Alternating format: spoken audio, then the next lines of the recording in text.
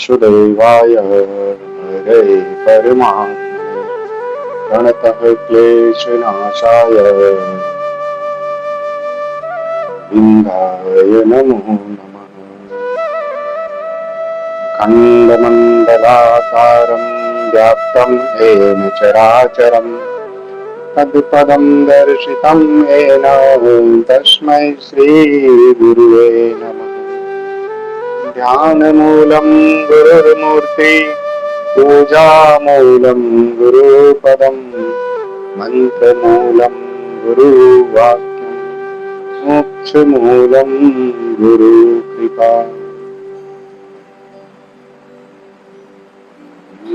जय जय जय राधारमण जय जय नवल किशोर जय गोपी चित चोर प्रभु जय जय माखन चोर।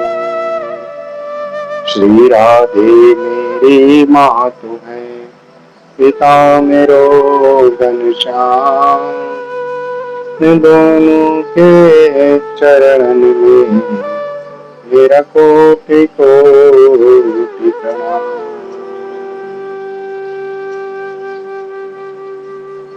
बोल बांके बिहारी लाल की जय, राधा रानी सरकार की जय, सद्गुरुदेव भगवान की जय, अनुसुईया माता की जय। परम मंगलमय परात्पर अखिलेश्वर अकारण करुणावयमालय भक्त वांछा कल्पतरु तिरिंदित तिरिंदित पीतांबरधारी श्री बाल कृष्ण लाल की वांगमय प्रतिमूर्ति श्रीमद् भागवत महापुराण। इस कथा में आप उपस्थित सभी माताएं बहनों के हृदय में विराजमान श्री राधा रानी के युगल चरणारविंद को मेरा बारंबार प्रणाम। इस कथा का आयोजन क्यों? किसी चीज का उपदेश होता है, किसी कार्य का प्रयोजन होता है कि हम लोग क्यों आए। हम आप आनंद की खोज में, लेकिन वह आनंद हमें आपको मिलता नहीं है, क्योंकि हम लोग भौतिक जीवन में आनंद को खोजते हैं और वह आनंद भौतिक जीवन में नहीं मिलता। ये आनंद की कथा है, क्योंकि परमात्मा को सच्चिदानंद कहा गया है। आनंद तो लंपट पुरुष को भी आता है, गली के कुत्ते के पूंछ में पटाखे बांधकर बजाने में। आनंद तो उस बच्चों को भी आता है जो अपने पिता को कष्ट देते हैं, माता को।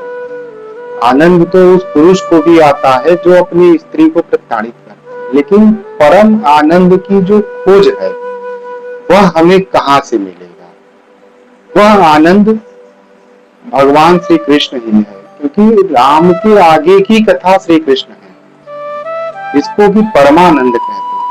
जिस कथा से हमें परम आनंद की अनुभूति हो वह परमानंद है। अब परमानंद का मतलब होता है कि हम आप बाह्य की चीजों में आनंद को न खोजें। जब तक मनुष्य का आंतरिक सुख जिसको कहते हैं, जो आत्मा है, वह आनंदित कैसे होगी? वह होती है दूसरों की सेवा करने से, जिससे मनुष्य को परम आनंद की प्राप्ति होती है। मानव जीवन में चार चीजें बहुत जरूरी हैं। एक ग्रंथ, एक पंथ, एक संत और एक कंठ यानी नाद।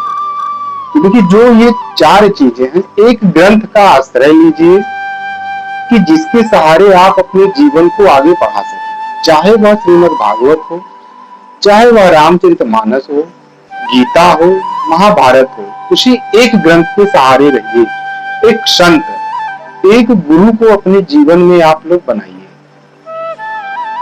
जिसके बताए मार्ग पर आप चल सकें, जो आपको सद्मार्ग पे ले जा सके। क्योंकि गुरु ही एक ऐसे हैं जो निस्वार्थ भाव से अपने शिष्य को आगे बढ़ते हुए देखकर उनको खुशी मिलती है। बाकी संसार में आपसे जितने लोग जुटेंगे वह सब आपसे स्वार्थ के लिए जुटेंगे। किसी न किसी से आपका स्वार्थ जुटा है कि आगे बढ़ेगा तो हमारे लिए कुछ करेगा। एक पंथ होना चाहिए, एक रास्ते पे चलिए, और एक कंथ यानी एक इष्ट हो आपके जीवन में। एक इष्ट को बनाइए कि पूजा पाठ तो सब करिए।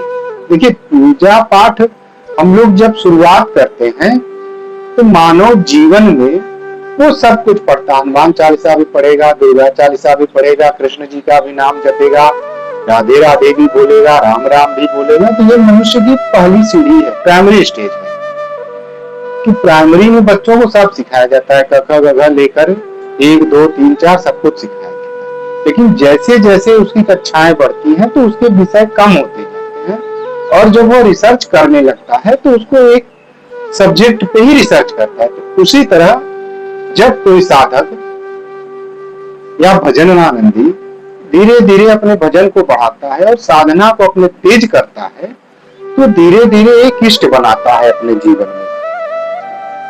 क्योंकि एक इष्ट के सहारे रहेंगे और एक नाव की सवारी करेंगे तो इस नदी से जैसे एक नाव से सवार होकर आप पार हो जाते हैं, एक इष्ट के सहारे आप इस भव सागर से पार हो जाएंगे।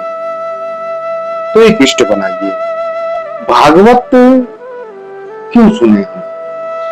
हमारे समझ से जो हमने सीखा गुरुओं से कि भागवत ये 4 शब्दों से यह मिलकर बना है।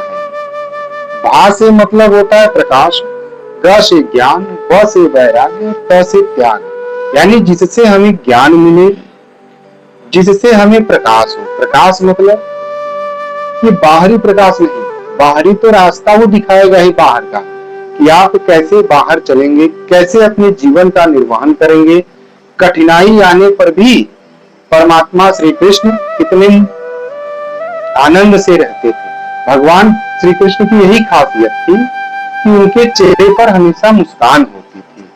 तो कुछ लोग तो ऐसे भी होते हैं आजकल कि उनका चेहरा देख ले आदमी ऐसा लगता है जैसे वो पुण्यतिथि के दिन ही जन्म लिए। और भगवान श्री कृष्ण का चेहरा आप देखिए, विपत्ति में भी वो मुस्कुराते हैं। यही हमें सिखाती है भगवत कि कितनी भी विपत्ति मनुष्य के ऊपर आ जाए तो हमें उससे घबराना नहीं है, डटकर हमें उसका सामना करना है और दूसरे लोगों के सामने अपने दुख को व्यक्त नहीं करना है।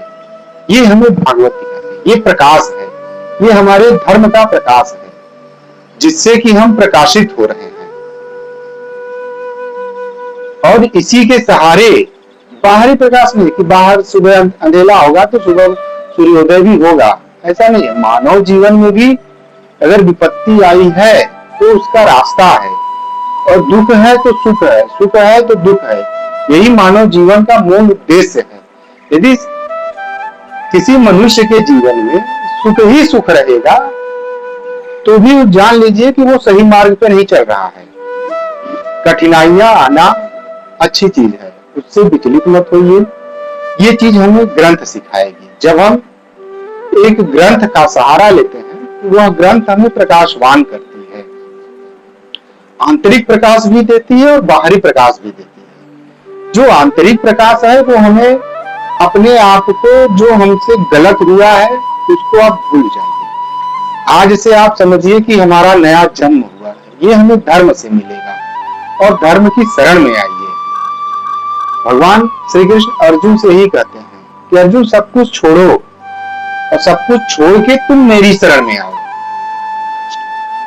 तो जाना हमें परमात्मा की ही शरण में है। सर्वधर्मां परित्यज्य माम एकम शरणं व्रज।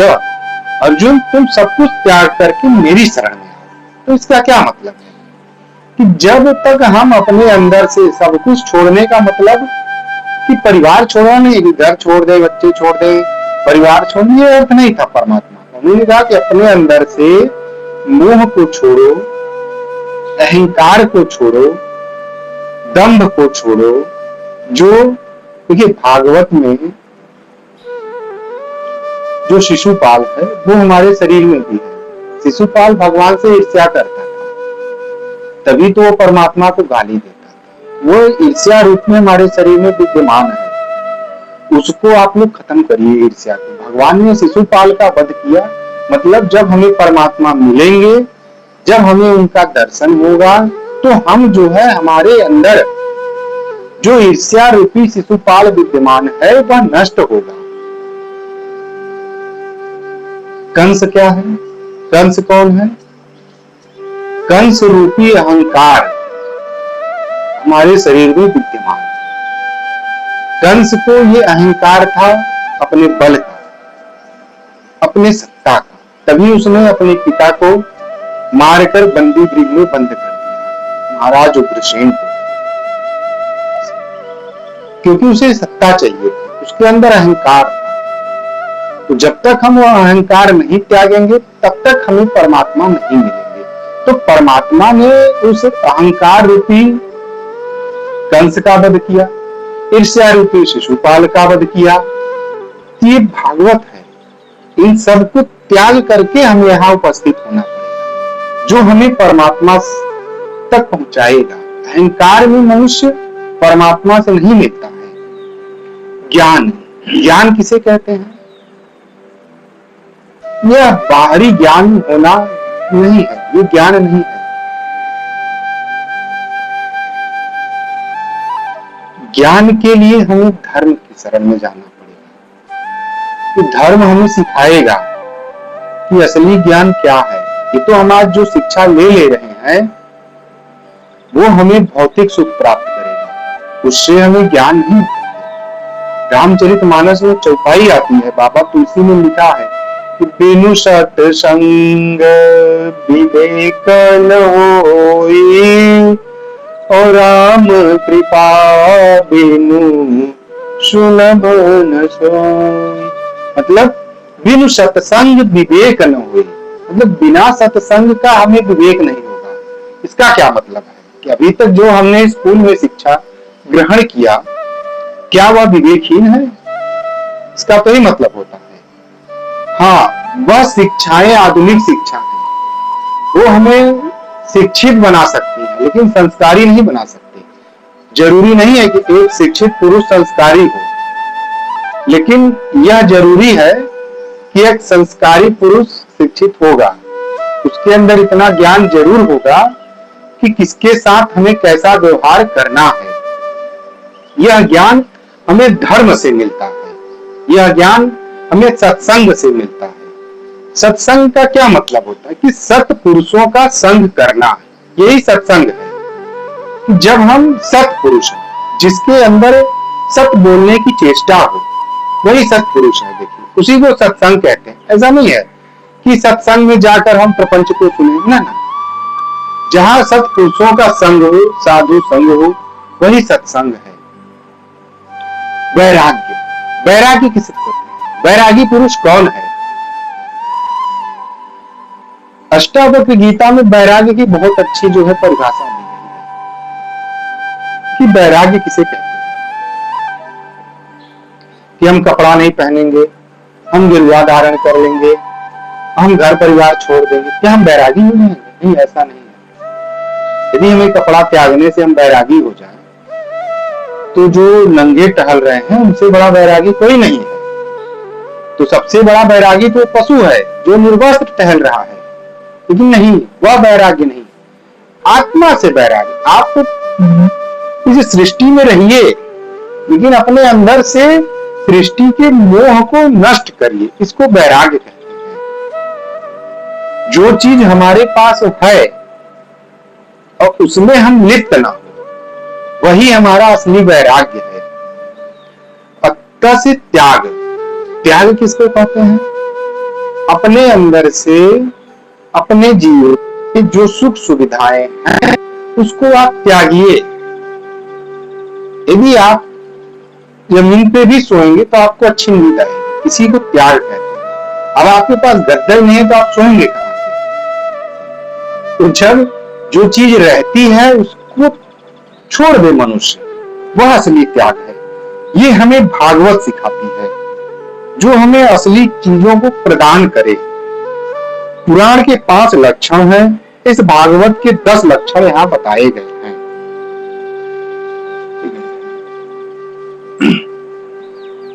यह भक्ति प्रधान ग्रंथ है, यह श्री से युक्त ग्रंथ है, यह हमें सब कुछ देगी।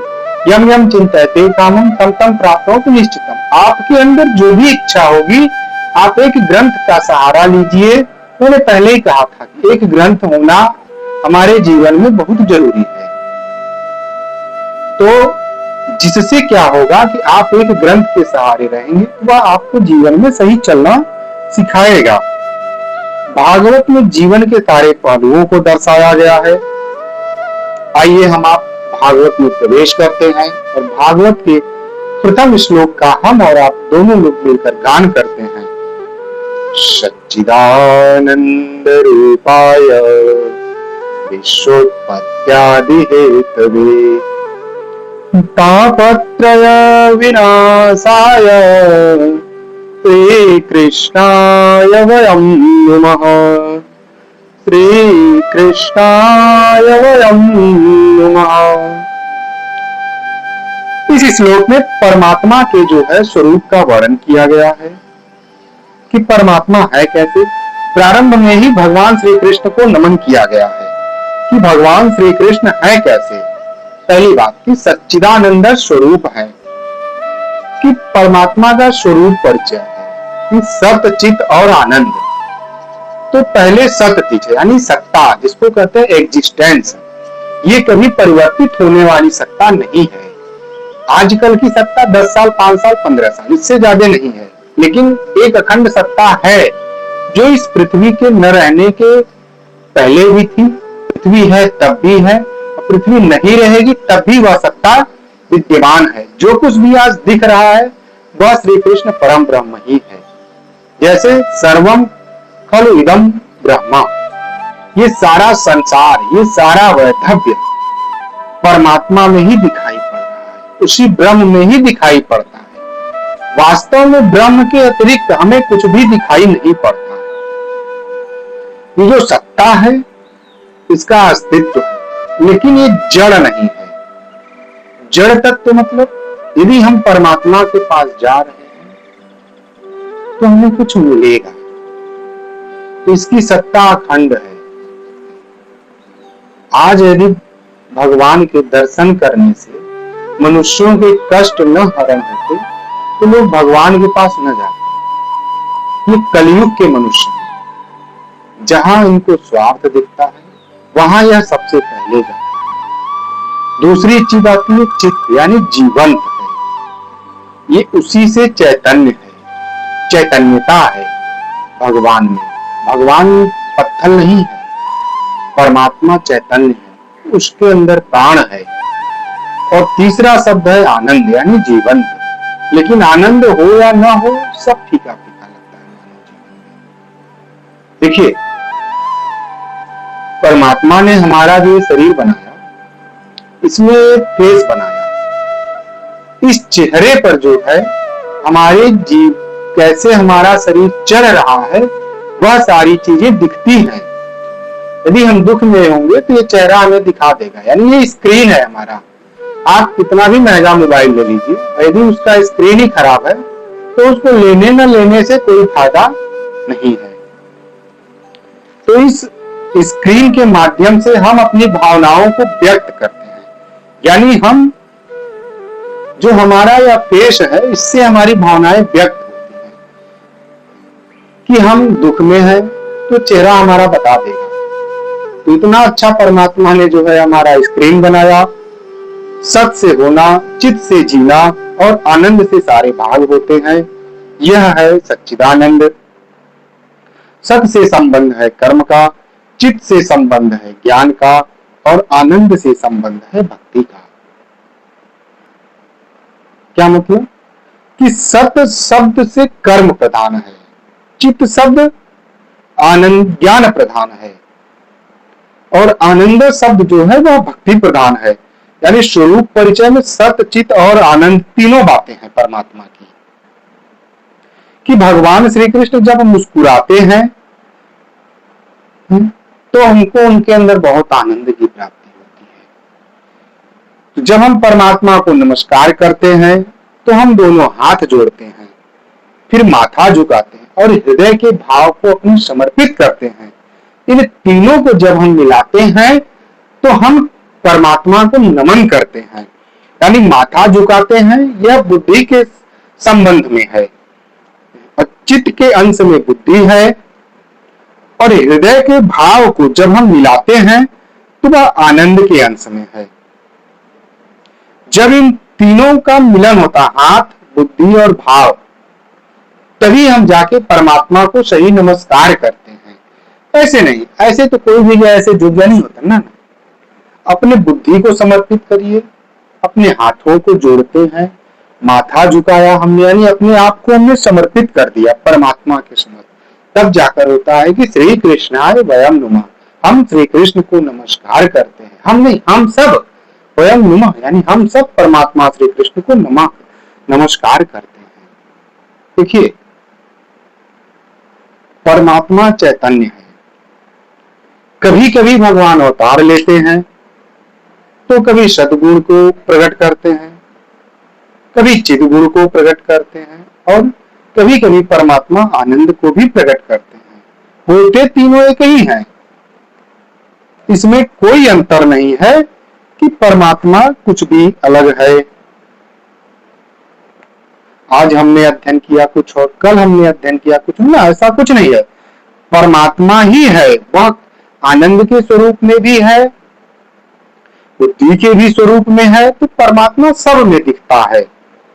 भगवान होते तो एक ही हैं, लेकिन हर अवतार में वह अपने अलग अलग गुणों को दिखाते हैं। सत तत्व की प्रधानता से रामावतार, चिद तत्व की प्रधानता से कपिल व्यास आदि अवतार होते हैं। आनंद तत्व की प्रधानता से भगवान श्री कृष्ण का अवतार होता है। देखिए, हर अवतार में परमात्मा के अलग अलग गुणों को दिखाया गया है। राम अवतार में परमात्मा जो है वह अपने चरित्र को दिखाए, और आनंद में जो भगवान ने रामावतार में नहीं कर सका, उन सारे कार्यों को भगवान ने कहा कि हम कृष्ण अवतार लेंगे, उसको हम पूरा करेंगे। सत तत्व प्रधान रामायण है, चिद तत्व प्रधान गीता है, और आनंद तत्व प्रधान श्रीमद् भागवत है।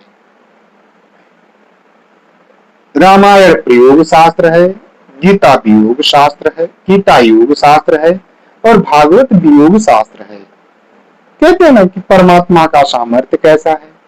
अब आते हैं हम सामर्थ्य परिचय, क्योंकि किसी भी मनुष्य को जानने के लिए पहले उसके स्वरूप को जानेंगे, फिर उसके सामर्थ्य को जानेंगे, और फिर उसके कार्य को जानेंगे। तो बोले परमात्मा का सामर्थ्य क्या है, तो बोले विश्वोत्पत्त्यादि हेतु में, या विश्व की उत्पत्ति करता है, पालन करता है और सृजन करता है। तो कैसे करता है, बोले मन में इच्छा हुई, भगवान ने संसार कर दिया। नहीं, यदि हम किसी बिल्डिंग की रचना करेंगे तो उसके बनाने के लिए हमें आर्किटेक्ट के पास जाना पड़ेगा, मिस्त्री के पास जाना पड़ेगा, और उसमें लेबर आएंगे, कितने दिनों में यह कार्य पूरा होगा, वह सारा एस्टिमेट बनेगा, तब जाके लगता है कि ये बिल्डिंग साल भर में बनेगी। इस पंडाल को ही बनाने में 15-20 दिन लग गए।